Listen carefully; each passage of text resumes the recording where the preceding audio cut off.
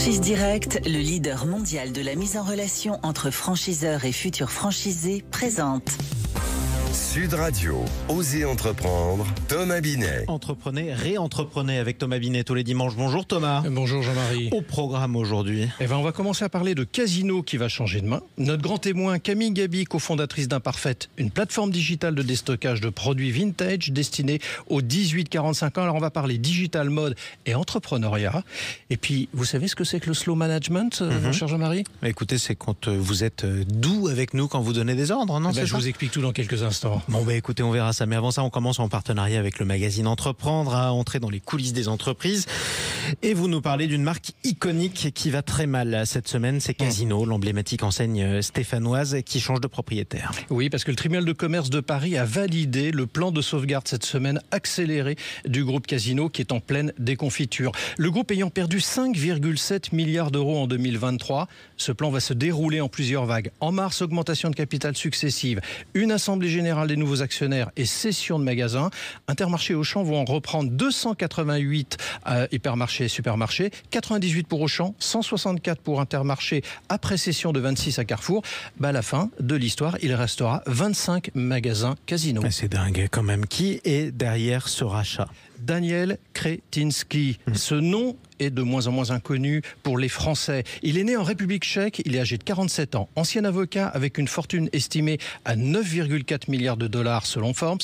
Citizen K, comme il est surnommé dans les milieux intéressés, a fait sa fortune dans l'énergie. Mais depuis plusieurs années, il a investi dans les médias en rachetant en France Télé 7 jours, je vous en cite quelques-uns, France Dimanche, Marianne, entre autres. Il est entré au capital de TF1 et a injecté plusieurs millions dans Libération, le journal quotidien. Oui, effectivement. Alors aujourd'hui, vous souhaitez prolonger votre saga avec Casino en faisant une saga de la semaine. Oui, parce que c'est une marque qui fait partie du patrimoine économique français et tout particulièrement de Saint-Étienne. C'est Geoffroy Guichard qui, en 1898, a créé, alors ça s'appelait la Société des magasins du Casino, établissement économique d'alimentation.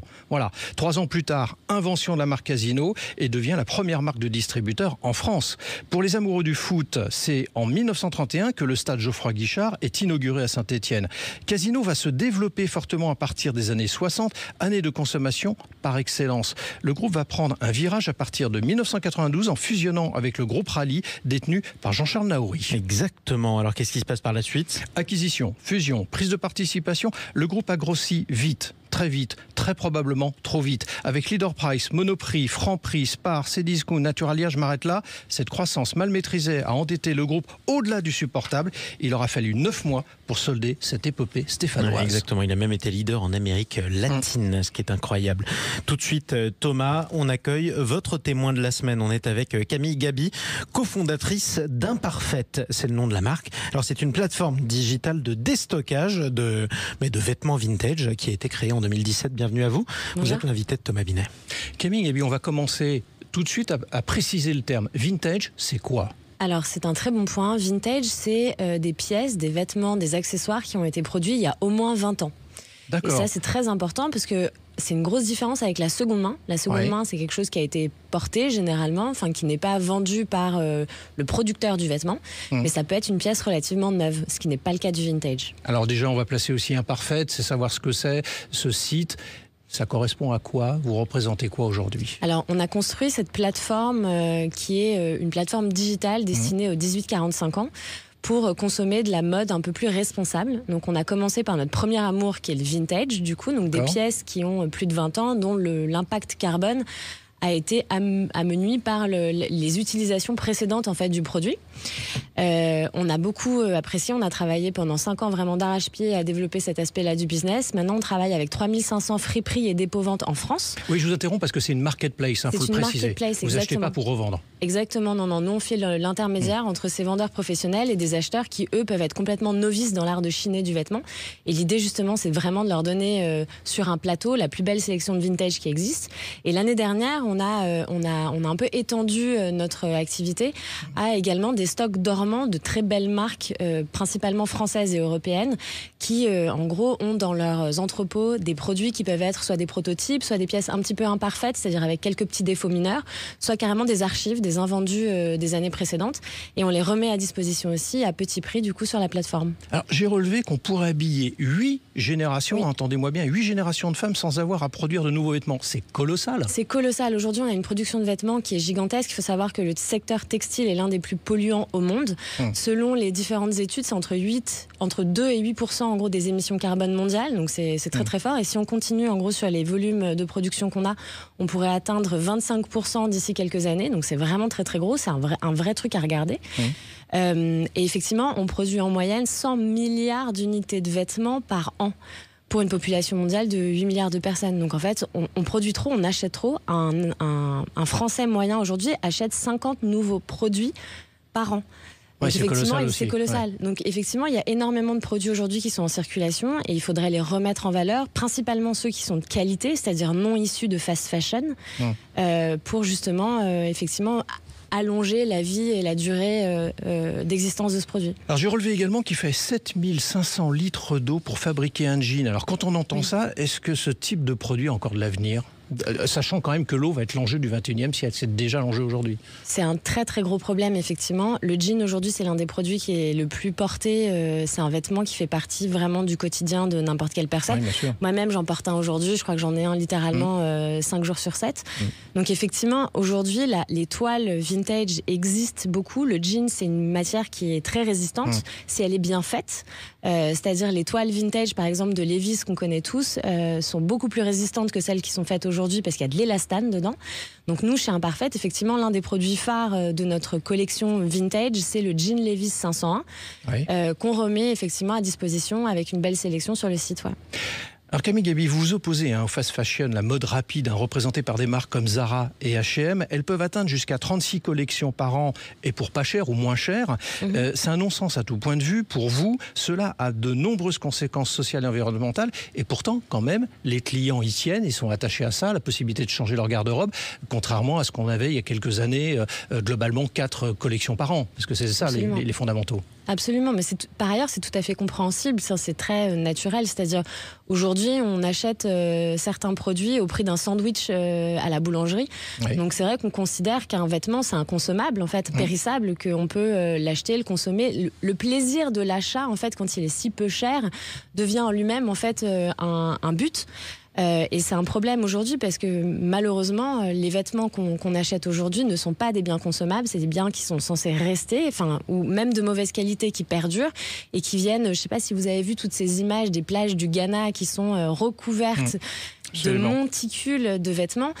C'est un problème de pollution aujourd'hui qu'il faut adresser. Donc il y a c'est vrai qu'il y a un plaisir à acheter des vêtements et c'est compréhensible. Un vêtement aujourd'hui c'est pas seulement pour se couvrir et se protéger du vent, de la pluie, etc. C'est aussi un marqueur social très important et s'habiller c'est un plaisir, donc c'est socialement très fort. Mais il faut qu'on considère que c'est aussi un quasiment politique et qu'il faut qu'on fasse attention en gros à la planète et que malheureusement c'est là pour durer, quoi. Faut faire gaffe. On va s'intéresser un peu à vous. Vous êtes entrepreneur. Comment on devient entrepreneur ? Parce que vous avez un parcours qui laissait entendre que vous auriez pu continuer dans les grands groupes. Je cite que vous avez travaillé entre autres chez L'Oréal et chez Yves Saint Laurent. Rien ne vous prédestinait forcément, en tout cas par principe, par théorie, à aller dans le monde de l'entrepreneuriat. Alors pour quelle raison ? C'était un peu par hasard, en toute honnêteté. Je pense je suis d'une génération où on est en quête de sens, je pense beaucoup. Chez L'Oréal, j'ai trouvé que cette boîte était absolument fantastique. Il y a énormément de possibilités en interne, des gens qui sont très câblés, très intelligents. Enfin, c'est vraiment une belle boîte. Mais à un moment, je me reconnaissais plus en fait dans le fait de produire des produits, de proposer des produits régulièrement, des nouveautés en fait qu'on mettait en rayon chez Sephora ou chez Marionneau. Et cette course à la nouveauté m'a rappelé que j'étais aussi une grande fan de vintage et qu'au contraire, il y avait des produits qui étaient faits pour durer et qu'il fallait juste les rendre disponibles parce qu'aujourd'hui, elles étaient cachées dans les 15 000 boutiques friperies dépôt-vente réparties un peu partout sur le territoire français et qu'au contraire, on pouvait donner une deuxième vie en gros à ces produits et les rendre accessibles au plus grand nombre. Merci à vous.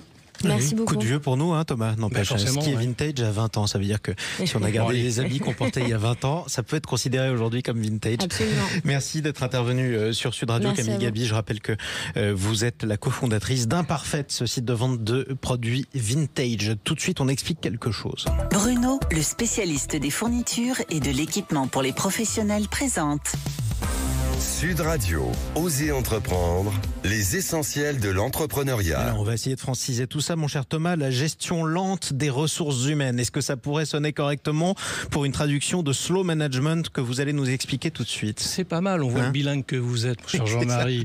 Alors, slow management, j'ai commencé à en donner quand même une définition. C'est une approche de gestion qui met l'accent sur la qualité plutôt que la quantité, la durabilité plutôt que la rapidité et le bien-être des employés plutôt que la productivité à tout prix. C'est inspiré par le mouvement slow qui a émergé dans les années 80 avec le slow food en Italie, et le slow management vise à promouvoir des pratiques de gestion plus réfléchies, axées sur le long terme et qui prennent en compte les besoins et les valeurs des individus et de l'environnement. Alors ça, c'est bien noté, on a bien compris, mais en quoi le slow management est une pratique utile dans une entreprise, Thomas? On entend souvent quand même les managers dire je suis sous l'eau, je suis pressurisé par des objectifs parfois intenables, je suis sursollicité. Le slow management veut prendre le contre-pied de cette course effrénée vers une productivité sans limite. Il faut réussir à dégager du temps pour le passer avec ses collaborateurs, favoriser un environnement de travail où la collaboration est encouragée et où la communication est ouverte, transparente et respectueuse. Ok, si je vous comprends bien, en fait, ce slow management, c'est pour favoriser en fait des environnements de travail qui sont tournés plus vers l'humain qui sont en quête de sens. Et c'est exactement ça. Du coup, ces environnements seront plus durables et équilibrés. La qualité des relations et des résultats, sans oublier quand même les objectifs à atteindre, primeront sur la vitesse et la quantité de travail. Ça, c'est pas mal quand même. Merci beaucoup, mon cher Thomas. On va se retrouver dans quelques instants puisque vous allez nous parler investissement. Absolument. Sud Radio, Osez entreprendre, Thomas Binet. Avec Franchise Direct, le leader mondial de la mise en relation entre franchiseurs et futurs franchisés.